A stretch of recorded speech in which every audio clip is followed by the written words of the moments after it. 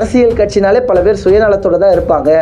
நமக்கு பணம் வந்தால் போதும், நமக்கு பதவி வந்தால் போதும், அப்படி தான் பல பேர் இருப்பாங்க. ஆனால் இது எதுவுமே எனக்கு வேண்டாம், நான் வந்தது ஒரு நோக்கத்துக்காக என் மக்களின் உரிமையை வெல்ல வேண்டும், ஈழ தேசத்தை அடைய வேண்டும் என்ற ஒரு லட்சிய கனவோடு நான் இந்த களத்துக்குள்ளே வந்தேன். இவர்களோடலாம் சேர்ந்தால் என் லட்சிய கனவே சிதைஞ்சு போயிடும். நான் இன்னும் பல முறை தோல்வியே உற்றாலும் கூட பரவாயில்ல, ஒரு நாள் நான் வெல்லுவல்ல, அந்த வெற்றி என் மக்களுக்கான வெற்றியாக இருக்கும், அதனால் நான் தனித்தே களமாடுவேன் என்று அண்ணன் சீமான் அவர்கள் தனித்தே களமாடுறாருங்க. எதை பற்றியும் கவலைப்படலை. நீ பணம் கொடுத்தா வேணாம், சீட்டு கொடுத்தா வேணாம், நான் என் மக்களுக்கான அரசியலை முன்னெடுப்பேன், நான் என் மக்களுக்காக நிற்பேன்னு களத்தில் நிற்கிற ஒரே தலைவர் தமிழ்நாட்டில் அண்ணன் சீமான் அவர்கள் தாங்க. இப்படிப்பட்ட ஒரு தலைவரை தமிழ்நாட்டில் யாராலையும் காட்டிவிட முடியாதுங்க.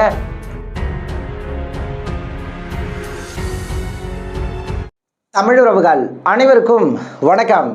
அதாவதுங்க 2010 அண்ணன் சீமான் அவர்கள் கட்சி தொடங்கும் போது பல பேர் பேசினார்கள், சீமான் அவர்கள் கட்சி தொடங்குறாரு, சீமான் அவர்களால் என்ன சாதிக்க முடியும், கருணாநிதி ஜெயலலிதா அவர்கள் இருக்கக்கூடிய அரசியல் களம் இது, இந்த களத்தில் சீமான் அவர்கள் புதுசாக கட்சி தொடங்குறாரு, சீமானால் சாதிக்க முடியுமா, இதெல்லாம் நடக்கிறதா, இதெல்லாம் ஒன்றும் வேலைக்கே ஆகாதுப்பா அப்படின்னு பல பேர் விமர்சனம் பண்ணாங்க. இந்த விமர்சனங்களை எல்லாம் தாண்டி அண்ணன் சீமான் அவர்கள் 2016 சட்டமன்ற தேர்தலில் தனித்து போட்டியிட்டார். தனித்து போட்டியிடும்போது கூட பாருப்பா, சீமான் அவர்கள் தனித்து போட்டியிடுறாரு, தனித்து போட்டிக்கிட்டு இந்த திராவிட கட்சிகளை துணிச்சலாக இவரால் எதிர்கொள்ள முடியுமா அப்படியெல்லாம் பல கேள்விகளெல்லாம் முன் வச்சுருந்தாங்க. அதையெல்லாம் மீறி நான் தனித்து களமாடுவேன்னு சொல்லிட்டு சீமான் அவர்கள் ஒவ்வொரு தேர்தலிலும் இன்று வரை தனித்தே களமாடுகிறார்.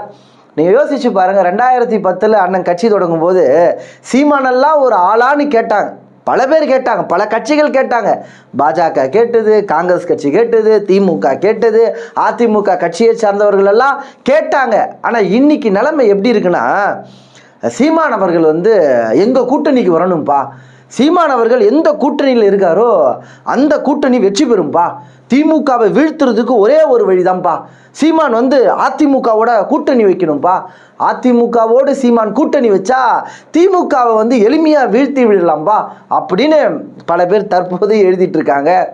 சீமான் என்ன ஒரு ஆளான்னு கேட்டாங்க. இன்னைக்கு பார்த்தீங்கன்னா சீமான் அவர்கள் எங்களோட வரணும், கூட்டணிக்கு வரட்டும்பா, பல கோடி கொடுக்குறோம், பல தொகுதியில் சீட்டை கொடுக்குறோம், எல்லாமே நாங்கள் கொடுக்குறோம்ப்பா, சீமான் அவர்கள் வரணும்பான்னு சொல்லிட்டு பேரழைப்பு கொடுக்குறாங்க. ஆனால் அண்ணன் சீமான் அவர்கள் நான் சீட்டுக்காகவோ நோட்டுக்காகவோ என்னுடைய கொள்கைகளை அடமானம் வைக்க வந்தவன் நான் கிடையாது, நான் என் மக்களுக்காக நிற்கிறேன், நான் என் மக்களின் உரிமைகளுக்காக நான் போராடுறேன், அதனால் நான் தனித்து தான் களமாடுவேன் என்று அண்ணன் சீமான் அவர்கள் இன்று வரை தனித்து களமாடுறாருங்க.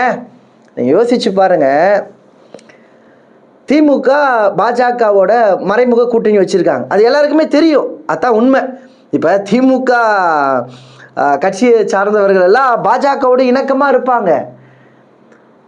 ஸ்டாலின் பார்ப்பாரு, உதயநிதி ஸ்டாலின் ஒரே நாளில் பார்ப்பாங்க மோடியை, அந்த அளவுக்கு பாஜகவோட நெருக்கம் இருக்குது. ஆனால் அவர்கள் கூட பாஜகவை எதிர்க்கிறோம் அப்படின்னு சொல்லிட்டு சமூக வலைதளத்தில் அவர்களுக்கு ஆதரவாக பேசக்கூடியவர்களால் எழுதுவாங்க. பாஜகவை தமிழ்நாட்டில் எதிர்க்கிற ஒரே கட்சி திமுக தான் சொல்லிட்டு அந்த வாயெல்லாம் பேசும். அதிமுக நேரடி கூட்டணி தற்போது பாஜகவோட வச்சிருக்கு, ஆனால் அதிமுகவை கூட விமர்சிக்க மாட்டாங்க. ஆனால் நாம் தமிழர் கட்சியை பாஜகவுடைய ஆளுப்பா சீமானு, சீமானுக்கு ஓட்டு போட்டால் பாஜக உள்ளே பூந்துரும்பா, நீங்கள் சீமானுக்கு ஓட்டு போடாதீங்கப்பா, சீமானுக்கு ஓட்டு போட்டால் தமிழ்நாட்டில் மோடி வந்துடுவாருப்பா, மோடியுடைய அரசியல் வந்துடுவோம்ப்பா. ஆனால் சீமான் அவர்கள் பல முறை சொல்லிட்டாரு, டேய் எனக்கு நீங்கள் வாக்கு செலுத்தினா நாம் தமிழ் கட்சிக்கு ஓட்டு போட்டால் நாம் தமிழ் கட்சி தானே வரும், பாஜக எப்படா உள்ள வரும்னு கேள்வியை எழுப்பினார். ஆனால் அப்படி இருந்தும் அதெல்லாம் தாண்டி இல்லை சீமான் பாஜகவுடைய ஆள், பாஜக கொண்டு வந்த திட்டத்தை சீமான் ஆதரிச்சாரா, எந்த ஒரு இடத்துலையும் ஆதரிக்கலை. பாஜகவோட சீமான் கூட்டணி வச்சிருக்காரா, வைக்கவே இல்லை. அப்படி இருந்தும் சீமான் பாஜகவுடைய ஆள், திமுக கூட பாஜகவோட கூட்டணி வச்சிருக்கு, அதிமுகவும் கூட்டணி வச்சிருக்கு. ஆனால் இவர்களை எல்லாம் தாண்டி சீமான் தான்ப்பா பாஜக ஆளுப்பா அப்படின்னு ஒரு பொய்யான பரப்புரையை இன்று வரை மக்கள் மத்தியில் பரப்பிட்டே இருக்காங்க. அண்ணன் சீமான் அவர்கள் மேடையில் பாஜக மனித குலத்திற்கான எதிரின்னு பேசிட்டாரு. திராவிட கட்சிகளோடு தேசிய கட்சிகளோடு நான் கூட்டணி வைக்க மாட்டேன்னு சொல்லிட்டு அண்ணன் சீமான் அவர்கள் பல முறை பேசிட்டாரு.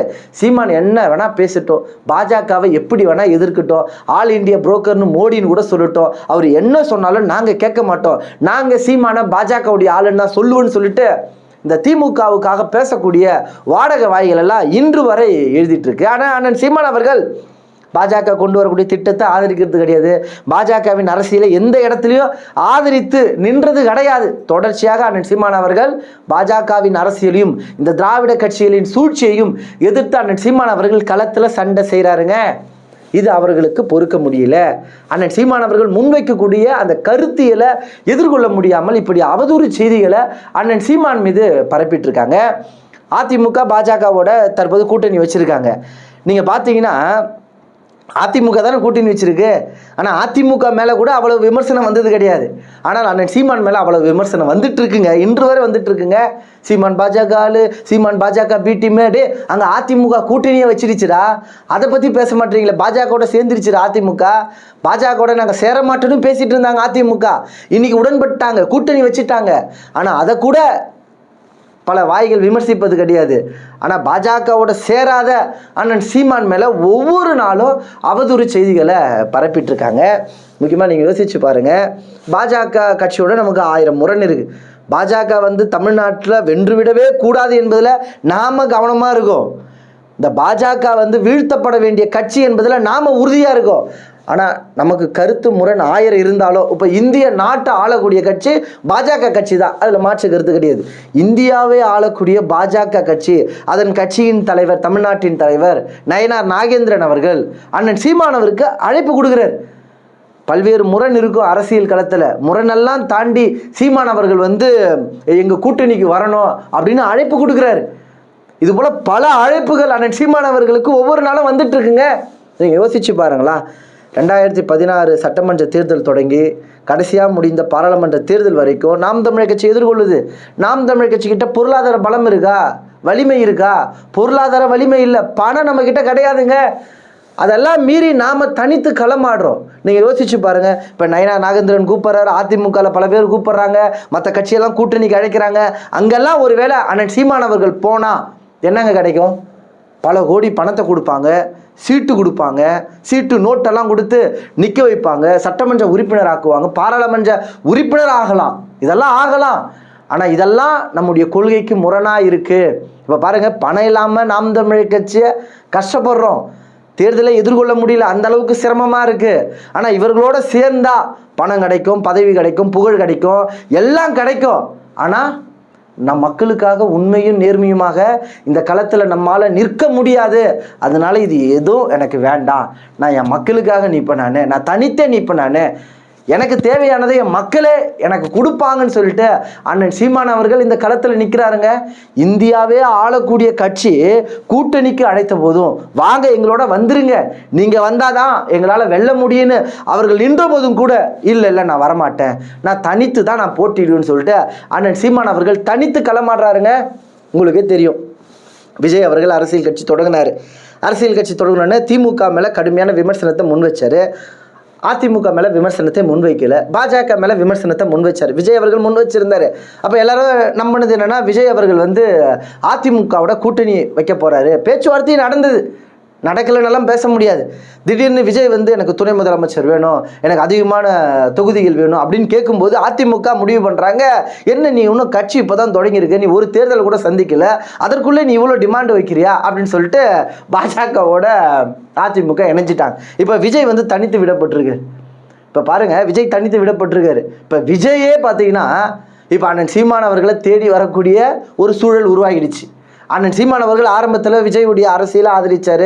விஜய் அரசியல் களத்துக்கு வரட்டும், தம்பி தானே வராருன்னு சொல்லிட்டு வரவேற்பு கொடுத்தாரு. ஆனால் விஜய் அவர்கள் திராவிடமும் தமிழ் தேசியமும் 2 கண்ணு நீட்டாப்ல, ஆஹா இது நமக்கு செட் ஆகாது, இது நமக்கு கொள்கைக்கு முரணாக இருக்குது, நான் தம்பி விஜயோடையும் கூட்டணி வைக்க மாட்டேன் அப்படின்னு சொல்லிட்டு அண்ணன் சீமான் அவர்கள் கொள்கை சரியாக இருந்தது தானே, கொள்கை உடன்பட்டு வந்தால் தானே கூட்டணி, கொள்கையை முரண்பட்டால் எப்படி கூட்டணி அப்படின்னு சொல்லிட்டு அண்ணன் சீமான் அவர்கள் அந்த கூட்டணியும் நிராகரிச்சிட்டார். இப்போ விஜய் தனித்து விடப்பட்டதால் விஜயே அண்ணன் சீமான் அவர்களை தேடி வரக்கூடிய ஒரு காலமும் உருவாகி இருக்குங்க. யோசிச்சு பாருங்க, அரசியல் கட்சினாலே பல பேர் சுயநலத்தோடு தான் இருப்பாங்க. நமக்கு பணம் வந்தால் போதும், நமக்கு பதவி வந்தால் போதும், அப்படி தான் பல பேர் இருப்பாங்க. ஆனால் இது எதுவுமே எனக்கு வேண்டாம், நான் வந்தது ஒரு நோக்கத்துக்காக என் மக்களின் உரிமையை வெல்ல வேண்டும், ஈழ தேசத்தை அடைய வேண்டும் என்ற ஒரு லட்சிய கனவோடு நான் இந்த களத்துக்குள்ளே வந்தேன். இவர்களோடலாம் சேர்ந்தா என் லட்சிய கனவே சிதைஞ்சு போயிடும். நான் இன்னும் பல முறை தோல்வியே உற்றாலும் கூட பரவாயில்ல, ஒரு நாள் நான் வெல்லுவல்ல, அந்த வெற்றியை மக்களுக்கான வெற்றியாக இருக்கும், அதனால் நான் தனித்தே களமாடுவேன் என்று அண்ணன் சீமான் அவர்கள் தனித்தே களமாடுறாருங்க. எதை பற்றியும் கவலைப்படலை. நீ பணம் கொடுத்தா வேணாம், சீட்டு கொடுத்தா வேணாம், நான் என் மக்களுக்கான அரசியலை முன்னெடுப்பேன், நான் என் மக்களுக்காக நிற்பேன்னு களத்தில் நிற்கிற ஒரே தலைவர் தமிழ்நாட்டில் அண்ணன் சீமான் அவர்கள் தாங்க. இப்படியாப்பட்ட ஒரு தலைவரை தமிழ்நாட்டில் யாராலையும் காட்டிவிட முடியாதுங்க. பாருங்க, இப்படியாப்பட்ட அரசியல் சூழலில் அண்ணன் சீமான் அவர்கள் உண்மையும் நேர்மையுமாக நிற்பது எவ்வளவு பெரிய விஷயம் என்பதை மக்களாகிய நீங்கள் யோசிச்சு பாருங்க. முக்கியமாக பாஜக கட்சியை சார்ந்தவர்கள் எல்லாம் சீமான் அவர்கள் எங்களோட கூட்டணிக்கு வரணும்னு அழைப்பு கொடுத்திருப்பதை நீங்கள் எப்படி பார்க்குறீங்கன்றத உங்களுடைய கருத்துக்களை தெரியப்படுத்துங்க. மீண்டும் அடுத்த ஒரு நல்ல பதிவுகளில் உங்களை சந்திக்கிறேன். இதுவரை நமது இன விடுதலை வலையொலியை பின்தொடராத உறவுகள் பின்தொடருங்கள், விருப்பம் தெரிவிங்கள். இந்த பதிவை குறித்த உங்களுடைய கருத்துக்கள் வரவேற்கப்படுகிறது. நன்றி, வணக்கம், வாழ்க தமிழ்.